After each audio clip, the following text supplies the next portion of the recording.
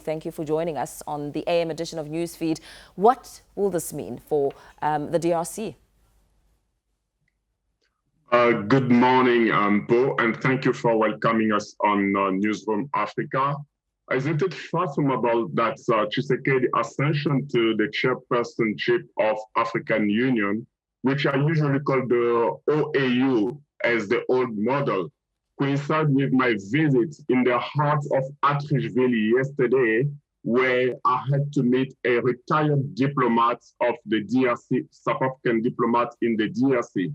What it means from my own perspective when I was touching base with the vulnerable senior citizens of Atteridgeville yesterday, providing food parcels, it means that Africa and Felix Tshisekedi, whom, by the way, we congratulate for the role he's going to play in his ascension to this position, is mainly to be able to end the violence that has erupted in Africa since 1960s, is to end the poverty that is still stricken to Africa, and it is to bring the unity that Africa lacks at the moment. Unity, why? Because they have implemented the Africa Free Trade Agreement, but they have not implemented the free movement of the population, the African population within the continent. So for me, let him bring the greatness that Congo has to offer as a great country in Africa. So congratulations to him. Congratulations and thank you to Baba Cyril Ramaphosa for the role he has played. But we still have at least 17 countries that are in conflict in Africa, or latent conflict, creeping conflict that has not ended, including the very much DRC that you have spoken to. It has countries such as Arab Sahrawi and Morocco that are not united, and where there is colonization of one African sister country to another. So these are the constraint that Felix Tshisekedi is going to meet and need to find a solution and peace, stability for the continent. You mentioned President Cyril Ramaphosa and, him now moving this duty and responsibility to President Tshisekedi. What role do you believe that Ramaphosa has played in his reign as the chairman? Well, I think that there are key things that he have done. Basically, this free trade agreement, which saw several countries in Africa signing for it. But that remains to be said. A lot needs still to be done by the person who has taken the baton of command right now. We can see that Cyril Ramaphosa, with the infrastructure that South Africa has, tried in his own way to bring that African country can be together so that we move Africa into development. But let's see what Felix Tshisekedi is going to offer on the table. This small victory comes weeks after the DRC has faced several human rights issues and attacks by the notorious ADF militia made up of Rwandan, Ugandan rebel groups in the past few months. How does this chairmanship now make a better impact in resolving such conflict within the DRC? I think the very first thing that we need to do is, first of all, to remember ourselves that we need to be as a family. And that's the basis of any organization. That's the basis of any community. If truly we are Africans and we believe that we belong to the same family, is to sit on the table, bring the Rwandan, bring the Ugandan, bring all those that are involved, the militias, on the same table, as is the chairperson of the African Union now, and say, can we solve these tensions? Because what is important here, why are the people fighting? We must remember ourselves that Africa is 60% of the world arable soil land. It is 90% of the raw natural reserve materials. It is 40% of gold. So we can go on and go on, but what is important, people are fighting over the resources. So if it is over the African resources, who are behind, who are the drivers behind? So let's find peace and try to share this equitably, because with peace, stability, we will develop Africa, and then we can do intertrade between African countries. And people say, let's break up the colonial borders. And let's also understand ourselves that in terms of us being human beings, the human species, the human race, the humankind, we are all the same. Let it be white, let it be Asian, let it be African.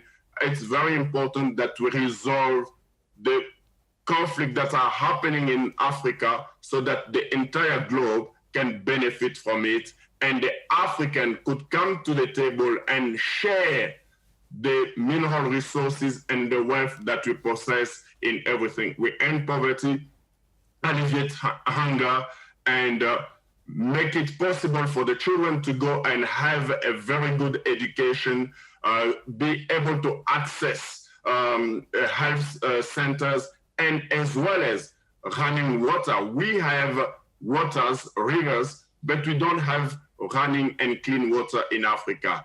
That's really, I think these are the pillars. If I were to say in terms of Felix Tshisekedi, you need to put some 3 pillars. And also, very importantly, let us not embrace everything. It is very important that we go one step after another. So as we take a look at what you're speaking of here, you're speaking about the importance of African resources. You speak about how Africa needs to stand together for advancement. You speak about unity. We heard that President Cyril Ramaphosa yesterday speaking about the impact of COVID-19 on the continent and what will need to happen to steer the continent further and so it can recover from the huge dent of COVID-19. He spoke about access to loans on favorable terms, which will be something very crucial for the continent's economic recovery. What do you make of those remarks? Well, it's very important that, first of all, we, as African, we must be self-reliable on ourselves and not necessarily go and borrow money to the IMF and World Bank and all these financial institutions, because we've got the mineral. It's just to sit on the table and say, this is what we have on the table. This is what is worth. It is worth this. Could we as African build centers of research where our medical doctors, whether they are traditional, whether they are scientific, they could find, first of all, the cure against this pandemic that has been decimating African people, as well as the rest of the people on the globe?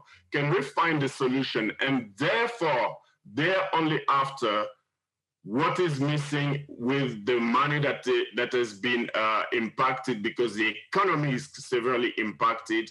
Can we bring on the table together so that this African continent can rise from this, beyond this pandemic, bring the economy together, bring job creation, and bring the development of the infrastructure? Because the rest of Africa, apart from South Africa and the north of Africa, is still not developed. So it is very important, or let's say industrialized. I do not really like the word develop. It's not industrialized. So we still have the opportunity to make this continent great again. And in so doing, we need to go and work. And this is my call for all the Africans to all be united, those that have got the resources to be able to share their knowledge with the rest of the continent, to share the possibility of creating roads in the rest of Africa so that the roads would be able to bring the food to the most vulnerable people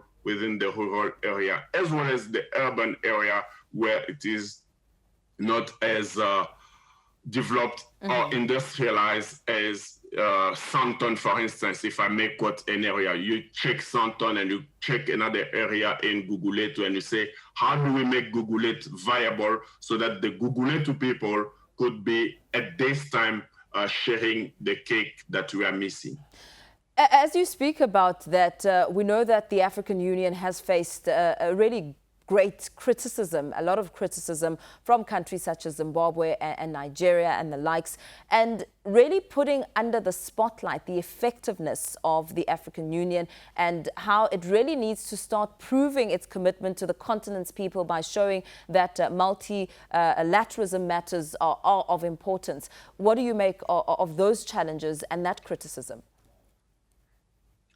Well, the criticisms are really very important. They are relevant at this time, and it is time for Africa to rise up, not just criticize, but provide solutions. And this, if you were to be Felix Tshisekedi now, my advice would be to you that let's come together and ensure that the structures of the African Union are dismantled, because there are some of these structures that are ineffective, inefficient. Let's talk about the NEPAD that was in the 2000. What is the NEPAD doing today? It was for development. What has it developed? So let's bring, for instance, Zimbabwe, all the people that are opposed in Zimbabwe on the same table. What is the problem in Zimbabwe? What can we solve in Zimbabwe? What can we solve in Nigeria? It is these terrorists in the north of Nigeria. What can we solve in Cameroon? What are the differences that are driving all the African people to be fighting over mineral resources? Let us not finger point colonialism and slavery, because that is one of the issues that we do as Africans, to point finger. But within 60 years that we have spent independence, between inverted comma, what have we achieved? What have our leaders achieved?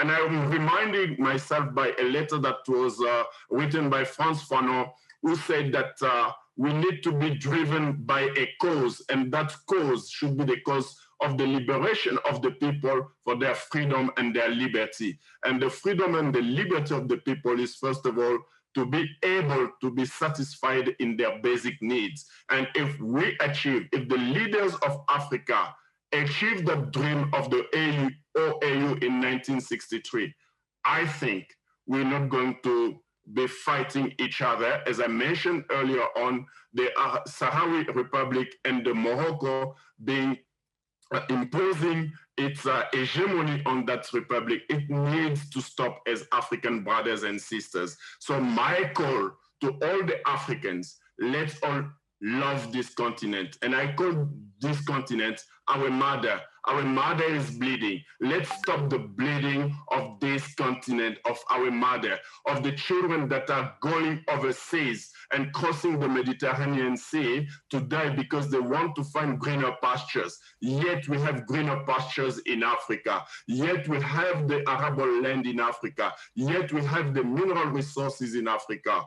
Let's create jobs and keep this continent safe and sane, because we lack the sanity and we need decency for all the races that are living on this continent, in this land particularly. Let's share equitably, with equity, with love, and love that should be a love of agape. Look, when I distribute food, for instance, in Atteridgeville or in Soweto, it is being given by benevolent people, the angel of this earth that say, these are people that are suffering. And these are the critical things, the basic needs. Because even when we say in Latin, primum manducare, secundo philosophare, we cannot be speaking and thinking when people are starving of hunger in this continent and we have an arable land. So let's bring peace, stability. Thank you so much for your time. I'm going to have to interrupt you there and stop you, but we really appreciate your time and your input on this matter.